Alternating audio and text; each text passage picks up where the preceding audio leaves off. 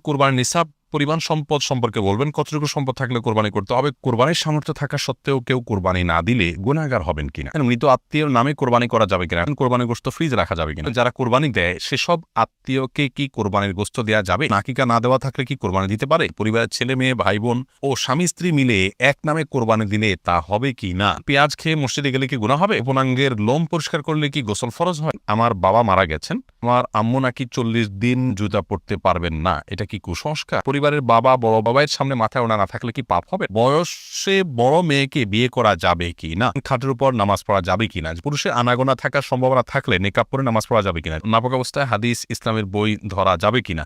তাওহীদুল ইসলাম সজীব জানতে চেয়েছেন গোপনাঙ্গের লোম পরিষ্কার করলে কি গোসল ফরজ হয়, না এর সাথে গোসল ফরজের কোনো সম্পর্ক নাই, অজু করে নেবেন, পরিষ্কার পরিচ্ছন্ন হবে। জান্নাতুল ফেরদাউস আপনি জানতে চেয়েছেন খাটের উপর নামাজ পড়া যাবে কিনা, যে অবশ্যই যাবে, খাটের উপর নামাজ পড়াতে কোনো অসুবিধা নেই। অনেকে মনে করেন যে খাটের উপরে বা বিছানা চাদর উপর নামাজ পড়া যেন বিছানা চাদর ধোয়া থাকে, পরিষ্কার থাকে, নাপাক দেখা না যায়, কোনো নাপাকের আলামত না থাকে, তাহলে সেখানে সালাত আদায় করতে কোনো অসুবিধা নেই। নাপাক অবস্থায় হাদিস ইসলামের বই ধরা যাবে কিনা, যেখানে আরবি লেখা আছে ধরা যাবে, কোনো অসুবিধা নেই। কোরআনে কারীম যদি থাকে শুধু কোরআনে কারীম স্পর্শ করবেন না, এছাড়া ইসলামিক বই পুস্তক সেখানে হয়তো কোনো একটা পাতায় আধা লাইন এক লাইন হয়তো আরবি লেখা আছে বা হাদিসের মূল পাঠ আছে, সেটি আপনি নাপাক অবস্থায় বা মাসিক চলা অবস্থায় ধরতে পারেন, তাতে গুনাহ হবে না। এমনি সোহেল জানতে চাইছেন কোরবানির গোশত ফ্রিজে রাখা যাবে কিনা, হ্যাঁ কোরবানির গোশত ফ্রিজে রাখতে পারেন, কোনো অসুবিধা নেই, তবে ফ্রিজে রাখার উদ্দেশ্যেই যেন কোরবানি না হয়, কোরবানি করার পর গোশত থাকলো থেকে গেল সেগুলো রেখে দেবেন ফ্রিজে, অসুবিধা নেই। ইসমাইল দেওয়ান জানতে চেয়েছেন পেঁয়াজ খেয়ে মসজিদে গেলে কি গুনাহ হবে, পেঁয়াজ বলতে কাঁচা পেঁয়াজ যদি খান, কাঁচা পেঁয়াজ খেয়ে সেই অবস্থায় মসজিদে যাওয়া নিষেধ, হাদিসে স্পষ্ট নিষেধ আছে, তার কারণ হলো মসজিদে ফেরেশতা থাকে, অন্য মানুষরা আছেন,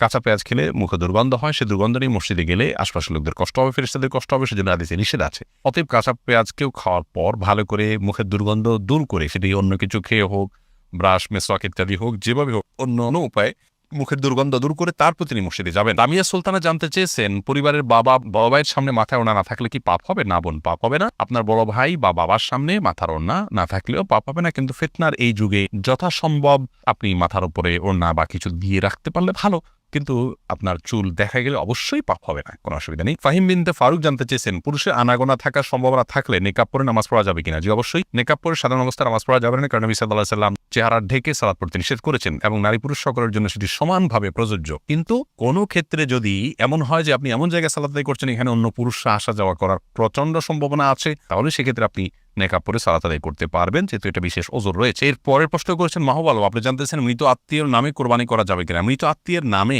কোরবানি করা যাবে, এ বিষয়ে গত নির্বাচিত প্রশ্নোত্তর লাইভে আমরা বলেছি মৃত আত্মীয়ের নামে কোরবানি করা যাবে। রাসূল আকরাম সাল্লাল্লাহু আলাইহি সাল্লামের তরফ থেকে তার ওয়াফাতের বহুকাল পর আলী রাদিয়াল্লাহু তাআলা কোরবানি করেছেন, বাইহাকী মুসনাদ আহমদ শবিনে হাদিসে বর্ণিত হয়েছে, সেজন্য মৃত ব্যক্তির পক্ষ থেকে কোরবানি করা যাবে। কোন কোন উলামা ইকরাম বলেন যে জীবিত ব্যক্তির নামের সাথে অ্যাড করে এটা করতে, যদিও জমহুরগণ সাধারণভাবেই মৃত ব্যক্তির তরফ থেকে আলাদা কোরবানি করার পক্ষে মত দিয়েছেন, জায়েজ আছে। মালিক শাহ জাইন আপনি জানতে চেয়েছেন যারা কোরবানি দেয় সেসব আত্মীয়কে কি কোরবানির গোশত দেওয়া যাবে, অনেকে গোশত না দিলে আবার মাইন্ড করেন, তবুও তাদের প্রচুর গোশত হয়, কোরবানি দিলেও তা কাউকে কোরবানির গোশত দেওয়া যেতে পারে, কারণ আল্লাহ রাব্বুল আলামিন কোরবানির গোশত সম্পর্কে কোরআনে একাধিক জায়গায় বলেছেন যে নিজে খাও, অন্য মানুষদেরকেও দাও, যারা অভাবী মানুষের কাছে চায় তাদেরকেও দাও। তার মানে এখানে আত্মীয় স্বজন যারা সলভেন্ট আছেন, আত্মীয়তার বন্ধন স্বরূপ তাদের জন্য কিছু হাদিয়া আপনি পাঠাতে পারেন, এতে কোনো দোষের কিছু নেই। মোহাম্মদ তানভীর জানতে চেয়েছেন বয়সে বড় মেয়েকে বিয়ে করা যাবে কি না, অবশ্যই করা যাবে।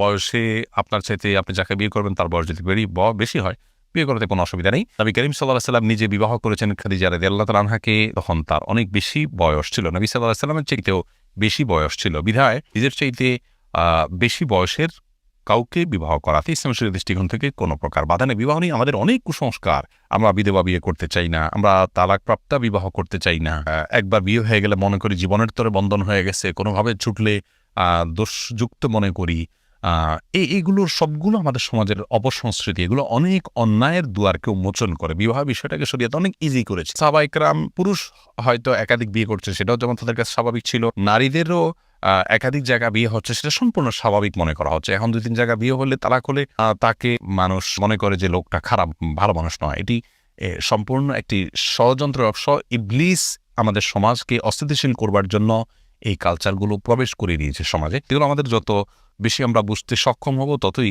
ইনশাআল্লাহ কল্যাণের পথে অগ্রসর হতে পারবো। এমডি জাহিদুল ইসলাম জানতে চেয়েছেন আকিকা না দেওয়া থাকলে কি কোরবানি দিতে পারে, আকিকার সাথে কোরবানির কোনো সম্পর্ক নেই, দুটো সম্পূর্ণ দুই ধরনের ইবাদত। আকিকা না থাকলেও কোরবানি দিতে পারে, আকিকা না দিলেও কোরবানি দিতে পারে। ফনি আক্তার দোলন আপনি জানতে চেয়েছেন পরিবারের ছেলে মেয়ে ভাই বোন ও স্বামী স্ত্রী মিলে এক নামে কোরবানি দিলে তা হবে কি না। বনসোনিয়া পুরো পরিবার তরফ থেকে একটা কোরবানি দিলে যথেষ্ট হবে, এ মর্মে বহু হাদিস পাওয়া যায়। নবী আলাইহিস সালামের সেই সমস্ত হাদিসগুলোকে সামনে রেখে সৌদি আরবের ওলামা একরাম বলেন যে গোটা পরিবারের যিনি মূল কর্তা থাকবেন, যার অধীনে যারা থাকবেন একান্নভুক্ত, তার ভরণ পোষণ দিয়ে চলবেন, তাদের সবাই তরফ থেকে তিনি কোরবানি দিলে যথেষ্ট হয়ে যাবে। কারণ বহু হাদিসে নবী সাল্লাল্লাহু আলাইহি ওয়াসাল্লাম বলেছেন যে আলা কুল্লি আইলাতিন উযহিয়াতুন, অথবা এই জাতীয় ভাষ্য, যার অর্থ হলো যে প্রতিটি পরিবারের উপরে একটি করে কোরবানি আবশ্যক হয়। যদিও ইমাম আজম ইমাম আবু হানিফা রাহিমাহুল্লাহ সহ অন্যান্য ইমামদের মত হলো এক্ষেত্রে যে না, প্রত্যেক সামর্থ্যবান ব্যক্তি তার তরফ থেকে কোরবানি দিতে হবে।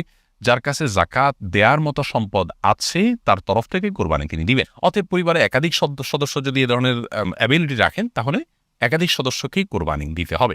আর এই যে দ্বিতীয় মত যারা বলেন, তারা প্রথমোক্ত মতে যে হাদিস তারা পেশ করেছেন যে প্রত্যেক পরিবারের তরফ থেকে একটা কোরবানি হলে হবে, তারা ওইটার ব্যাখ্যা বলেন যে আসলে তখন একটা পরিবারে একজন কর্তা ছিলেন না, সবাই তার অধীনস্থ থাকতেন। একাধিক ব্যক্তি সাধারণত উপার্জন করতেন না। যখন উপার্জন হয়ে যেতেন, উপার্জনক্ষম হয়ে যেতেন ছেলেরা, তখন তারা বিবাহ করতেন এবং স্বাভাবিকভাবে তাদের আলাদা পরিবার উঠে দেওয়া হতো। আমি সাল্লাল্লাহু আলাইহি ওয়াসাল্লাম সেই দৃষ্টিকোণ থেকে বলেছেন। যেহেতু আমাদের সমাজে এখন একই পরিবার একাধিক ব্যক্তি উপার্জন করে যাকাতের দেওয়ার মতো অবস্থা তাদের হচ্ছে, সেই জায়গা থেকে নবী সাল্লাল্লাহু আলাইহি ওয়াসাল্লাম এটি বলেছেন। যাই হোক, তো দুটি মতই আমি আপনাদের সামনে প্রেজেন্ট করলাম। পরিবারের একাধিক ব্যক্তি যদি সামর্থ্যবান থাকেন, তাহলে সেই একাধিক ব্যক্তি কোরবানি তাদের তরফ থেকে করা মতটি অধিকতর নিরাপদ। এরপরে নাইমুল হক আজাদ জানতে চেয়েছেন কোরবানির নিসাব পরিমাণ সম্পদ সম্পর্কে বলবেন, কতটুকু সম্পদ থাকলে কোরবানি করতে হবে। কোরবানির নিসাব হলো যাকাতের নিসাব। একজন মানুষের কাছে 595 গ্রাম রূপা বা তার সমমূল্য যদি থাকে তাহলে তার উপরে কোরবানি বর্তাবে, এবং সেই নিসাবটি হলো বর্তমান বাজার মূল্য হিসাব করলে আপনার 595 গ্রাম রূপার যে মূল্য আছে সেটি হয়তো 40 বা 50 হাজার টাকা বা তার কাছাকাছি ফিগারে থাকবে। অতএব আপনি কোরবানির যাকাতের নিসাব সেটিকেই ধরে নেবেন। যদিও এর আগে আমরা শুরুতেই বলেছি যে কোরবানি যে ব্যক্তি করার সামর্থ্য রাখেন তার উপরে কোরবানিটি বর্তায়, এর জন্য নিসাব কোনো আবশ্যক নয়, এমনটি মত দিয়েছেন সৌদি আরব ওলামা ইকরাম এবং অন্যান্য মাযহাবে। হানাফি মাযহাব বা আমাদের ওলামা ইকরাম বা আমাদের যে স্কুল অফ থট ওলামা ইকরাম ফলো করে থাকেন, সেটিতে আপনার যাকাতের নিসাব হলে তখন কোরবানি আবশ্যক হবে বা বর্তাবে। এই মিজানুর রহমান শামীম আপনি জানতে চেয়েছেন কোরবানির সামর্থ্য থাকা সত্ত্বেও কেউ কোরবানি না দিলে গুনাহগার হবেন কিনা। উত্তর হলো, কোরবানির সামর্থ্য না থাকা সত্ত্বেও যদি কোরবানি না দেন তাহলে তিনি গুনাহগার হবেন। ইমাম আবু হানিফা রাহিমাহুল্লাহ তার মত অনুযায়ী যেটিকে ফলো করে আমাদের দেশের বেশিরভাগ ওলামা ইকরাম। আর আরাবিয়ান স্কলারদের মধ্য থেকে সৌদি আরবের ওলামা ইকরাম বিশেষত, তাদের এক্ষেত্রে দৃষ্টিভঙ্গি ভিন্ন রকম। তারা মনে করেন কোরবানি এটি একটি সুন্নাহ আমল, যার কারণে কোরবানি যদি কেউ সামর্থ্য থাকার পরও না করেন তাহলে তিনি সুন্নাহ তরক করলেন, একটি সুন্নাতে মুআক্কাদা বা গুরুত্বপূর্ণ একটি সুন্নাহ তরক করলেন। সন্দেহাতীতভাবে তিনি ক্ষতিগ্রস্ত হলেন, কিন্তু তিনি বড় ধরনের কোনো গুনাহগার হলেন না। যেমনটি আমাদের ওলামা ইকরাম মনে করেন ওয়াজিব তরক করার গুনাহগার হবেন সামর্থ্যবান ব্যক্তি কোরবানি না দিলে। আমাদের ওলামা ইকরামের দলিলটি অত্যন্ত সমৃদ্ধ। এক্ষেত্রে নবী সাল্লাল্লাহু আলাইহি ওয়াসাল্লাম বলেছেন যে ব্যক্তি কোরবানি করার সামর্থ্য রাখে অথচ কোরবানি করলো না, সেজন্য আমাদের ঈদগাহে না আসে। এবং এই মর্মে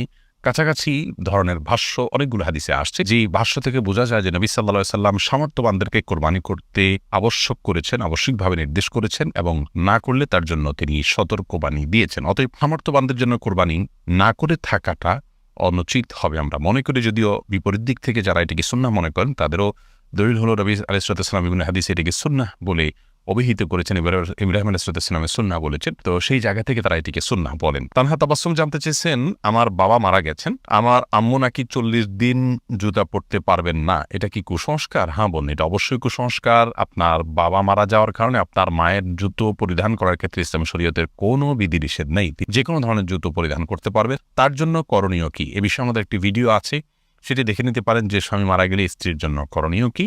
তিনি শোক পালনের অংশ হিসাবে 4 মাস 10 দিন পর্যন্ত অন্যত্র বিবাহ বসতে পারবেন না। সেই সাথে নিজ গৃহে বা যেখানে তিনি অবস্থান করেন সেই গৃহ বা গৃহের আশেপাশে, অর্থাৎ আশেপাশে বলতে উঠান টুটান, বাসা হলে বাসার বারান্দা একটু সামনের অংশ, এরিয়ার মধ্যে তিনি থাকবেন, বাইরে যাবেন না একান্ত প্রয়োজন ছাড়া।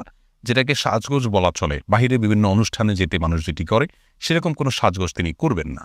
এছাড়া জুতা পরিধান করা যাবে না বা ইত্যাদি এরকম কোনো কথা ইসলাম শরীয়তে বলা হয়নি, এটি সম্পূর্ণ কুসংস্কার।